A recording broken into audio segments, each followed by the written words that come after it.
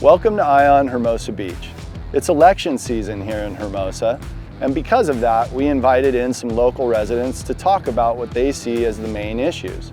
We also then invited in all 5 city council candidates to respond to those concerns and also provide them with a platform to speak directly to the voters. We hope that you learn a lot through this process. I've lived here on and off since I was a child in the 70s.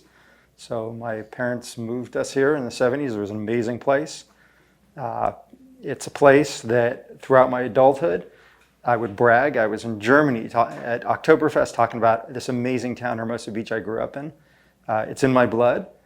Later in life, as an adult, I came back and I love this place. I really feel like Hermosa is me. I think my biggest concern is I really look into the future for the kids. When I look at what's happening today, our infrastructure is not good. Our downtown is dying. It's a very big concern of mine. We have a housing issue. I just don't see things heading in a direction that doesn't put us off a cliff in the future, in addition to what's going on financially here. So I'm excited for the upcoming election because I really want to get somebody on there that is aware of those issues and will fight for those issues.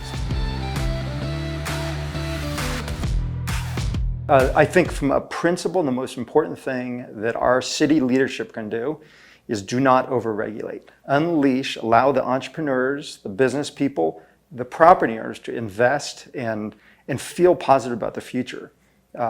Just so you know, I'm a commercial property owner. I know a lot of the commercial property owners in the downtown.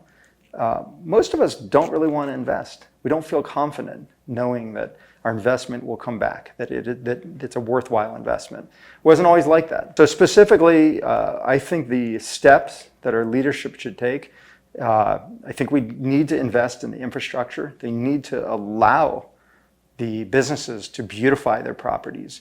Don't put so much regulation. Mixed use, I'm a big proponent of mixed use. It's the residential above commercial. It's the only way that we're going to get substantial investment from the property owners, and it solves a housing need. It's not going to be very long before the next housing element is upon us, and we're going to have another 1,000 homes that have to be built into the residential areas. I think it's much more needed downtown.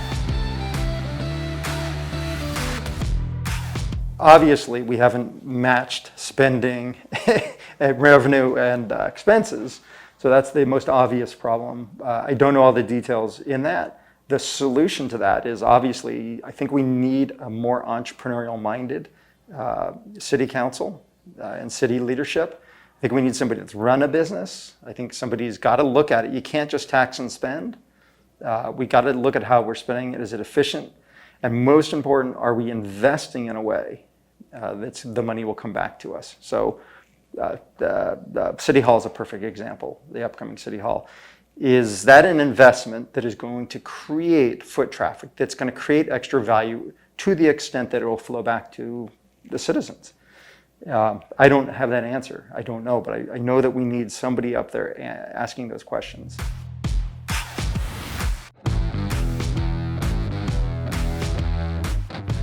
I have seen that most recently there's a strain between city council members and the dissenting public, and both are treating each other rudely, and I think we just need to stop that.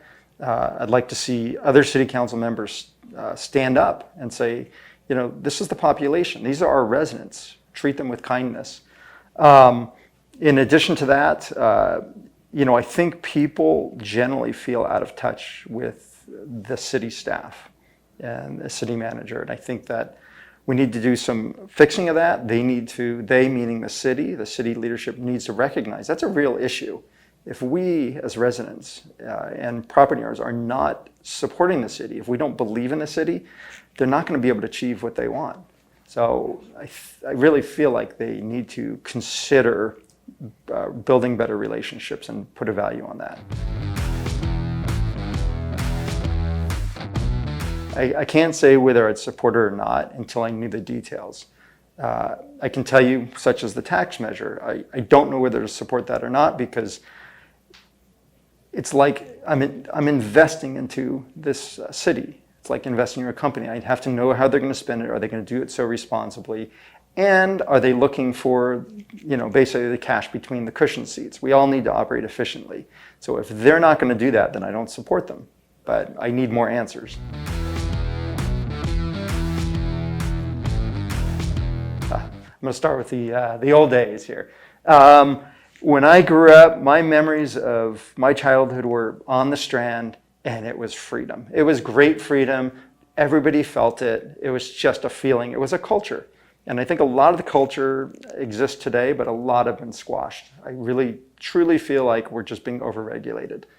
And so as far as what can happen into the future and how we bring some of that really positive stuff forward, I think that we can have, as long as we have the people, and the people are our culture, as long as we have the people, we are a surf culture, we're a skate culture. Let's never leave that. Let's allow people. I love the whole pedestrian thing. So I love the fact that we can be in the plaza and go up Pure Avenue. That is our culture. I'm not afraid of losing that. What I am afraid of is losing the spirit that was Hermosa when I was a kid, the spirit of freedom. I also think we really need to invest into our downtown.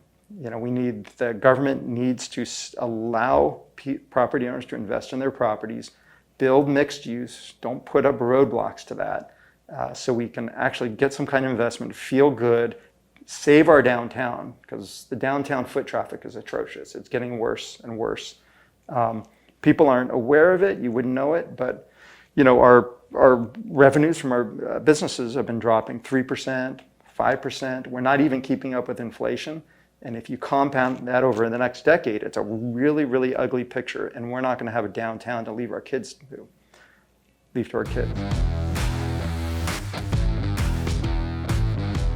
Well, what they could do is they allowed mixed use on a specific area of Upper Pier, but they put on a fee, a land value capture fee that made it infeasible. It just blocks everything. So I am 100% certain nothing is going to happen up there for 10 years, and that's a real shame.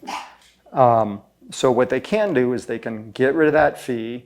They can accept the fact. They can thank property owners for investing in their properties, adding mixed use, getting the tax revenue from that. Our biggest source of revenue is tax revenue. Wouldn't it be good to continue that?